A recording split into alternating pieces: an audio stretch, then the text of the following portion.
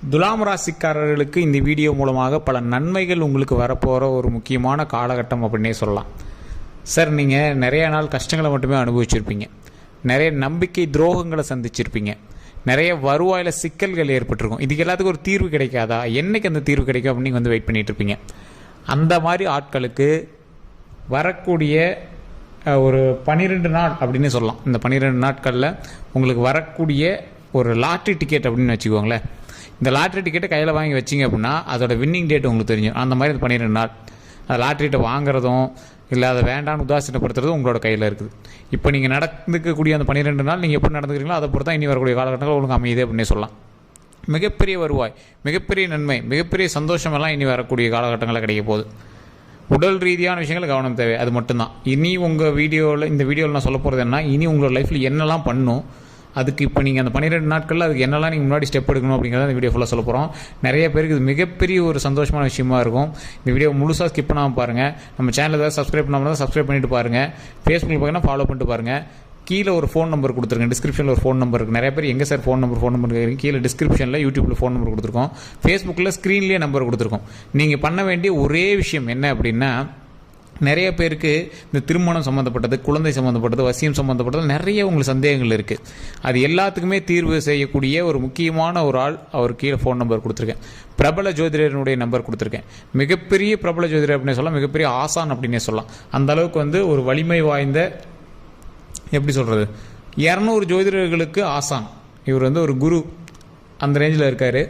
அதே மாதிரி நிறைய அரசியல் பிரமுகர்களுக்கும் சினிமா துறையில் இருக்கிறவங்களுக்கும் ஜோதிடம் பார்த்துட்ருக்கார். அவருடைய நம்பர் தான் நான் கீழே கொடுத்துருக்கேன். ஒரு விஐபி தான். அவருக்கு டைம் இருந்துச்சு அப்படின்னா நீங்கள் ஃபோன் பண்ணும்போது அட்டன் பண்ணுவார். அப்படி இல்லை அப்படின்னா கொஞ்சம் நேரம் கழிச்சு ஏதாவது வாய்ப்பு இருந்தால், உங்களுக்கு லக் இருந்துச்சு அப்படின்னா எடுக்கலாம். ஸோ இந்த வாய்ப்பை நீங்கள் தவற விடாமல் நீங்கள் ட்ரை பண்ணுங்கள். மிகப்பெரிய ஒரு வல்லுநர்கிட்ட அவரோட நம்பரை நான் கேட்டு வாங்கி கொடுத்துட்டு அதை நீங்கள் ட்ரை பண்ணி பாருங்கள். அதே மாதிரி ஒரு முக்கியமான விஷயம் இந்த வீடியோ மூலமாக சொல்லணும் அப்படின்னு ஆசைப்பட்றேன்.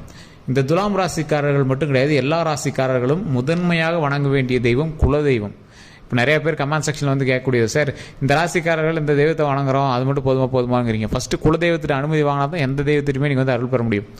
குலதெய்வம் அப்படிங்கிறது என்ன, உங்களுடைய குலம், உங்களுடைய முன்னோர்கள் ஆசி இருக்கக்கூடிய ஒரு இடம். தாய் தந்தையருக்கு நீங்கள் உணவளிச்சுட்டு தான் நீங்கள் போய் எந்த ஒரு விஷயமே செய்யணும். அப்போ தான் கடவுளுமே கண் திறந்து பார்ப்பார்.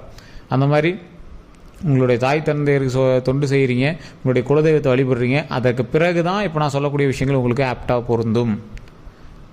ஏன்னா துலாம் ராசிக்கு நல்ல நேரம் பிறக்கக்கூடிய நேரம். அதனால தான் இப்போ இந்த குலதெய்வத்தை வழிபடுங்க அப்படின்னு சொல்கிறேன்.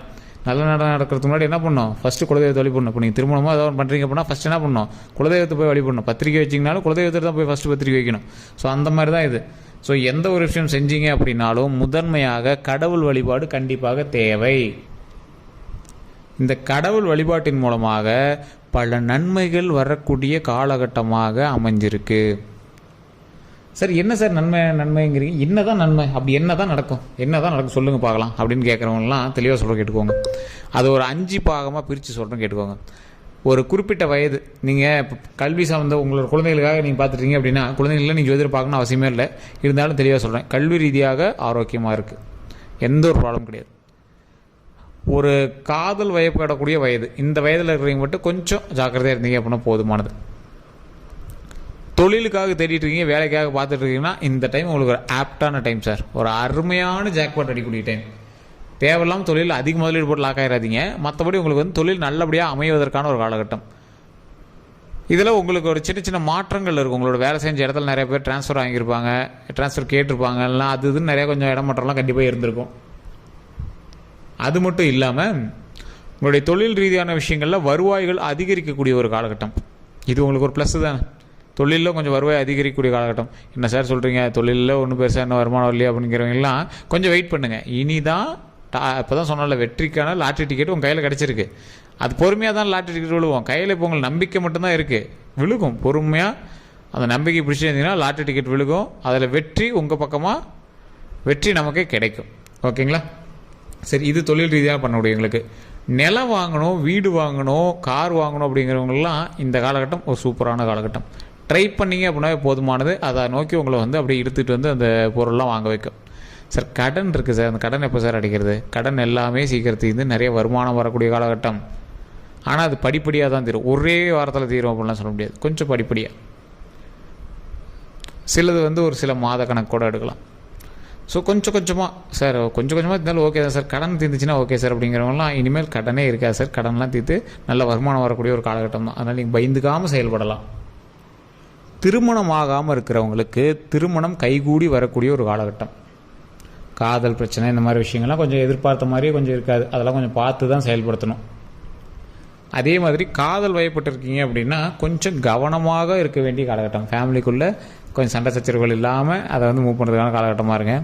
காதல் சின்ன சின்ன பிரிவினைகள் அது இதுன்னு வந்து அப்புறம் சேருவீங்க, ஒன்றும் சேர்த்துவீங்க, அது ஒன்றும் ப்ராப்ளம் கிடையாது. அதில் சின்ன சின்ன தரங்கள் இருக்கிறதுக்கான வாய்ப்புகள் அதிகமாக இருக்குது. திருமண வாழ்க்கை ஓரளவுக்கு கைகூடி வரக்கூடிய ஒரு காலகட்டம். திருமணம் ஆனவர்களுக்கு சின்ன சின்ன சலசலப்புகளோடு வாழ்க்கை அப்படியே ஹாப்பியாக மாறிக்கும். சின்ன சின்ன சலசலப்புகள் இருக்கும், ஆனால் அதுக்கப்புறமேட்டு வாழ்க்கை வந்து ஹாப்பியாக மாறக்கூடிய ஒரு காலகட்டம். அதே மாதிரி மிகப்பெரிய ஒரு விஷயம் என்ன அப்படின்னா, குழந்தை இல்லாதவர்களுக்கு குழந்தை பிறப்பதற்கு ஒரு அருமையான காலகட்டம். ஸோ இப்போ வரக்கூடிய நாட்களில் நீங்கள் வந்து கண்டிப்பாக பழனி போய் வணங்கிட்டு வாங்க. துலாம் ராசியினர் வந்து பழனி போய் கண்டிப்பாக வணங்கிட்டு வாங்க. முடிஞ்சால் மேல்மலையின் ஒரு கோயிலுக்கு போயிட்டு வாங்க. அமாவாசை தினங்களில் அப்படி இல்லை அப்படின்னாலும் ஃப்ரீ டைம்லையாவது எப்பயாவது நீங்கள் போய் அந்த மேல்மலையினூரில் வணங்கிட்டு வாங்க, வழிபட்டு வாங்க. மோஸ்ட்லி இந்த துலாம் ராசியினருக்கு வந்து கொஞ்சம் முன்னாடி வந்து கொஞ்சம் குழந்தை பேர்லாம் வந்து பார்த்திங்கன்னா ஒரு வருடம் 2 வருடம் கழித்து தான் வந்து போய் கடவுள்கிட்ட வணங்கின பிறகு தான் வந்து உண்டாகிறாங்க. இது நிறைய பேர் நம்ம வந்து பார்த்த ஒரு விஷயம். துலாம் ராசினர் ஒரு சிலர் வந்து முன்னாடியே இது பண்ணி ப்ரெக்னென்ட் ஆகிடுறாங்க. ஆனால் நிறைய பேர் இது வந்து ஒரு பெரிய இதாக சொல்ல, ஒரு சிலர்னு வச்சுக்கோங்களேன், ஒரு 100ல் ஒரு 50% பேர் வந்து ஒரு 2 வருடம் 1 வருடம் கழித்து தான் வந்து இறைவனை போய் வணங்கிட்டு எல்லா இடத்துலையும் ஜோசியெல்லாம் பார்த்துட்டு ஜாதகத்தெல்லாம் பார்த்துட்டு அதுக்கப்புறமேட்டு தான் வந்து ட்ரை பண்ண ஆரம்பிக்கிறாங்க. அதுக்கப்புறமேட்டு தான் ஒரு 2-3 வருடங்கள் கழித்து தான் வந்து பார்த்திங்கன்னா இங்கே உண்டாகிறதே ஆரம்பிக்கிறாங்க. ஸோ அந்த மாதிரி இருக்கிறவங்க நீங்கள் அப்படின்னா மறக்காம கமெண்ட் செக்ஷனில் பதிவிடுங்க. அப்படி இருக்கிறவங்களுக்கு இப்போ நான் சொல்லக்கூடிய விஷயம் தான் ஒரு மிகப்பெரிய விஷயமே. மேல்மலையின் ஒரு கோயிலுக்கு போகிறதுக்கு ரெடி பண்ணுங்கள். கையில் ஒரு மஞ்சள் துணியில் ஒரு காயினை சுருட்டி வச்சு அந்த அம்மனை நினச்சி வழிபடுங்க. அந்த காயினை கொண்டு போய் நீங்கள் அந்த கோயிலில் போட்டு வழிபடுங்க. அந்த கடவுள்கிட்ட நீங்கள் வேண்டக்கூடிய ஒரே விஷயம் என்னவாக இருக்கணும் அப்படின்னா, அந்த கடவுள்கிட்ட நாம் வந்து வழிபடுற மாதிரி நம்மளுடைய வாரிசுகளும் சந்தோஷமாக மகிழ்ச்சியாக வழிபடணும். என் வம்சம் வளர்ந்து வரணும், என் வம்சம் தொன்று தொட்டு வளர்ந்து வரணும். இப்போ நான் வந்து வழிபடுற மாதிரி என் பையன் வழிபடணும், அவனோட பையன் வழிபடணும், அந்த மாதிரி நாம் வந்து வணங்கிட்டு வரணும். இது ஒரு மிகப்பெரிய கடவுள் கொடுக்க வரம். கண்டிப்பாக அந்த வரம் வந்து கடவுள் நமக்கு கொடுக்கும். ஸோ அந்த மாதிரி விஷயங்கள்னால குடும்பம் வளர்ச்சி பெறும். அதே மாதிரி கோயில் எப்பவுமே சந்தோஷமாக வணங்கணும், மகிழ்ச்சியோடு வணங்கணும், பாசிட்டிவ் வைப்போடு வணங்கணும். கோயில் அழுவே கூடாது, பாசிட்டிவாக வணங்கணும், சந்தோஷமாக சிரிச்சுக்கிட்டே மகிழ்ச்சியோடு வணங்கணும். இது கண்டிப்பாக கடவுள் நமக்கு கொடுப்பார் அப்படிங்கிற நம்பிக்கையோடு வணங்கணும். அந்த மாதிரி இந்த துலாம் ராசினர் வணங்குங்க, ஆட்டோமேட்டிக்காக கடவுள் சந்தோஷத்தை நமக்கு கொடுப்பார். ஸோ இது வந்து இந்த குழந்தை வரத்துக்காகவே சொல்லக்கூடிய ஒரு முக்கியமான விஷயம். இதை கண்டிப்பாக பண்ணுங்கள், மிகப்பெரிய நன்மை நடக்கும். அதே மாதிரி தொழில் ரீதியான விஷயங்களுக்கு நிறைய பேர் லேக் இருக்குது அப்படின்னா, ஓரளவுக்கு தொழில் கொஞ்சம் மந்தமாக தான் இருக்குது அப்படின்னா, கண்டிப்பாக நீங்கள் வணங்க வேண்டிய ஒரு முக்கியமான தெய்வம் திருப்பதி ஏழுமலையான். ஸோ திருப்பதி ஏழுமலையான் வணங்குவதற்கு முன்னாடி உங்களுடைய தொழில் சார்ந்த இடத்துலையோ இல்லை வேறு எந்த ஒரு தொழில் சார்ந்த இடத்துலையோ நீங்கள் வழிபடக்கூடிய திருப்பதி ஏழுமலையானோட புகைப்படத்தை வச்சு, அதுவும் லக்ஷ்மியோடு இருக்கிற மாதிரி சில புகைப்படம் இருக்கும், அதாவது கால்கிட்ட லக்ஷ்மி இருக்கிற மாதிரி இருக்கும், அந்த மாதிரி புகைப்படம் வைக்கக்கூடாது. ஒரே ஒரு திருப்பதி ஏழுமலையான் சிலை நின்றுட்டு இருக்கிற மாதிரி ஒரு சிலையை வச்சு வழிபடணும். அதை நீங்கள் வச்சிங்க அப்படின்னா அதுக்கு தகுந்தாற் போல் அதுக்கு பூஜை பண்ணணும், இல்லை பூ வைக்கணும், மலர் வைக்கணும், ஏதோ ஒன்று வச்சு வழிபட்டுகிட்டே இருக்கணும். அதை வச்சேன் சார் அது ஒன்றும் பெருசாக தெரியல அப்படிலாம் சொல்லக்கூடாது. அதை வச்சிங்கன்னா அதுக்கு தகுந்த மாதிரி பூஜையோ இல்லை ஏதோ ஒன்று இருக்கணும். அதுக்கு திருப்பதி ஏழுமலையான் வந்து எந்த கோயிலுமே பாருங்கள், திருப்பதி பெருமாள் கோயில்னு எதுவுமே மூடி வச்சிருக்கவே மாட்டாங்க. வாரத்தில் சனிக்கிழமை கன்ஃபார்ம் ஓப்பன் பண்ணிவிடுவாங்க. மற்ற எந்த கோயிலுமே கூட கொஞ்ச நாளைக்கு கூட மூடி வச்சு கூட அப்பப்போ என்னால் ஓப்பன் பண்ணுவாங்க. ஆனால் அந்த பெருமாள் கோயில் மட்டும் தினசரி வணங்கக்கூடிய கோவில். மும்மூர்த்திகளில் பிரம்மாவுக்கு வந்து கோவில் கிடையாது, வனம் தான். வனமாக இருக்கக்கூடிய எல்லா இடமும் பிரம்மாவுக்கு. சிவாலயங்கள் வந்து அமைதியினுடைய சொரூபமாக காட்சியளிக்கக்கூடிய ஒரு இடம். ஆனால் அந்த பெருமாள் கோவில் மட்டும் வந்து பார்த்திங்கன்னா நல்லா சலசலப்போடு அப்படியே சாமி கும்பிட்டுட்டு அப்படியே நவுந்துகிட்டே இருப்பாங்க. பெருமாள் கோயிலில் சாமி கும்பிட்டு உட்கார மாட்டாங்க. ஏன் அப்படின்னா பெருமாள்கிட்ட லக்ஷ்மி தேவியார் இருப்பாங்க. வணங்கிட்டு உட்காந்து அங்கேயே லக்ஷ்மி தேவி உட்காந்துடக்கூடாது அப்படிங்கிறதுனால சாமி கும்பிட்டோன்னே வீட்டுக்கு வந்துடுவாங்க. ஏன்னா லக்ஷ்மி தேவி இங்கே வந்துடும்ல, லக்ஷ்மி வந்து நம்ம வீட்டுக்கு வந்துடும். அந்த லக்ஷ்மி வரும்போது அதனுடைய செல்வத்தையும் நமக்கு கொண்டு வரும். அதனால தான் பெருமாள் கோயிலில் யாரும் சாமி கும்பிட்டு உட்கார மாட்டாங்க. ஸோ அந்த திருப்பதி ஏழுமலையானுடைய நின்று கொண்டு காட்சியளிக்கக்கூடிய திருப்பதி ஏழுமலையானுடைய புகைப்படத்தை வைத்து வழிபட்டால் மிகப்பெரிய நன்மை உண்டாகும் இந்த துலாம் ராசினருக்கு. ஓம் திருப்பதி ஏழுமலையான போற்றி, ஓம் திருப்பதி ஏழுமலையான போற்றி, ஓம் திருப்பதி ஏழுமலையான போற்றி அப்படின்னு மறக்காம கமெண்ட் செக்ஷன் முன்னே பதிவிடுங்க.